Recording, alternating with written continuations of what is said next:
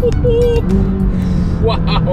welcome to the McLaren 570S. So today is all about comparing the 570S with the McLaren 675 LT. They're totally different brackets in terms of performance and price, but the thing is, this is known as McLaren's entry-level sports car, and just by a quick depression of the throttle, you soon realize that this car is punching so far above its weight. It's a joke how much power this thing has.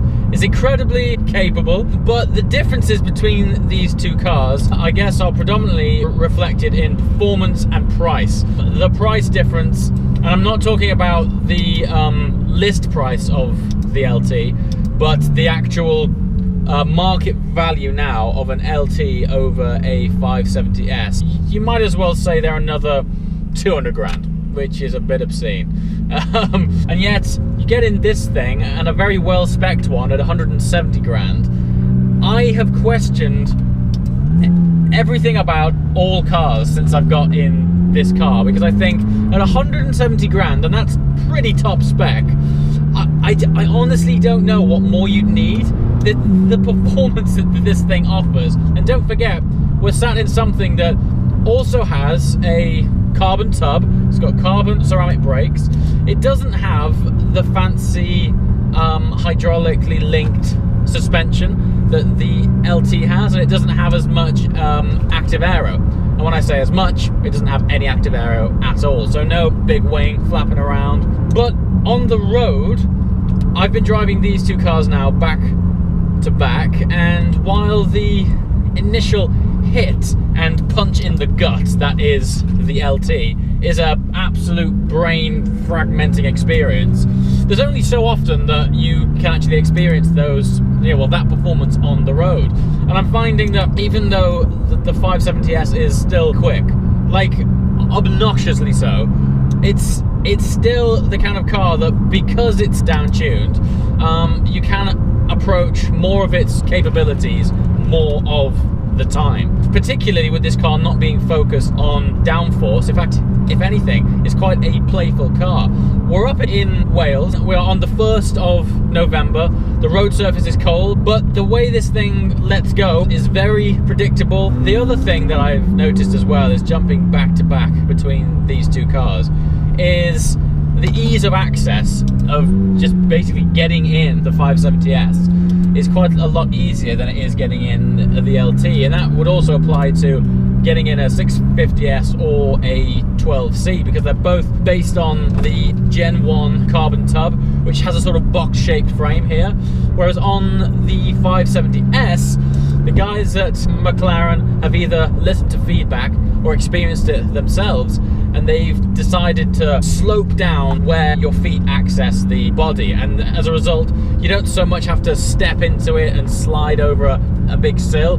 You can get in this car much more like a conventional car. There isn't that big sill to overcome. And while we're on the topic of practicality, now the LT is probably a bad example, because you need to approach the LT as McLaren's version of a Speciale. It's lighter weight, it's stripped out, road noise is louder, it's got the performance tyres. It's designed to go fast, and it was designed to shed weight. You get in this, and straight away you've got a glove box, for example. I know that sounds like commonplace for any car, but the LT doesn't have a glove box. I don't know why. It's not like taking out the glove box saves that much weight, does it? For me, especially when I'm out filming, it's really nice to have a place to stick all of the cameras. But having said all these things, it's all well and good being in the 570S and singing its praises and comparing it from memory with the LT. But I reckon we take a jump in the LT and see what they're really like back to back.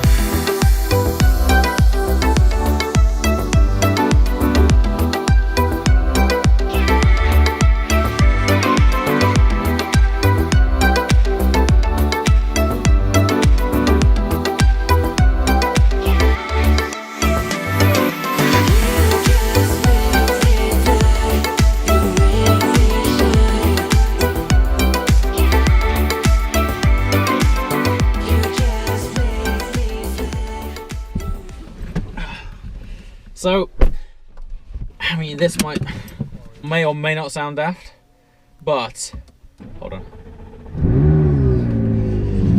Just approaching this thing, your mindset is that this is substantial. This is a thoroughbred supercar, and I still maintain that it bridges the gap between supercar and hypercar. I mean, it's hard to explain the intangibles, but just the feeling of this door, opening and closing this door, it just feels a more quality experience than the 570S. Obviously, carbon panels on this. Yeah, it just feels like a very sort of qualified quality experience. So I've obviously hopped out of the 570S immediately into the 675, and there's something about this thing. It feels, God, and it sounds, you know, I spent a lot of time in this car, so sometimes you become a bit accustomed to how it sounds. Just listen to this.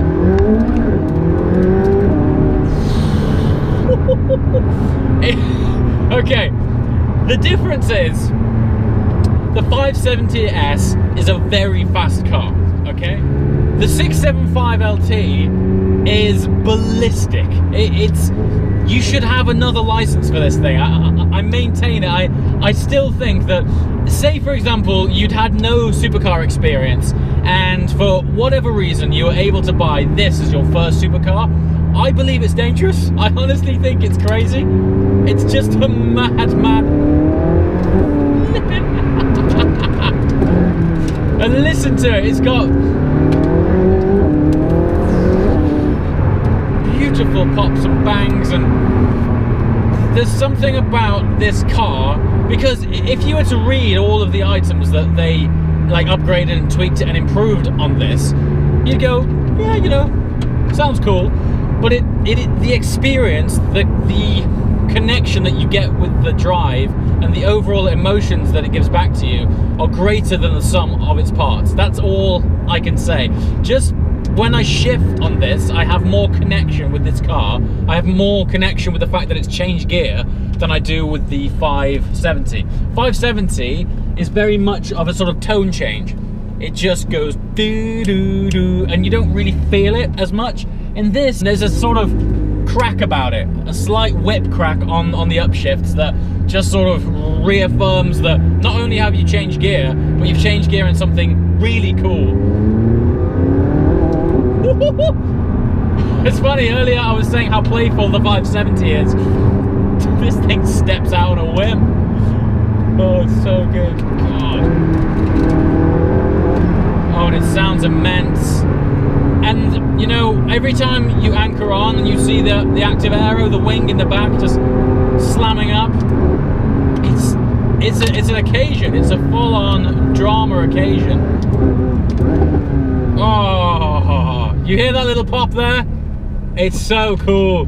It's so cool.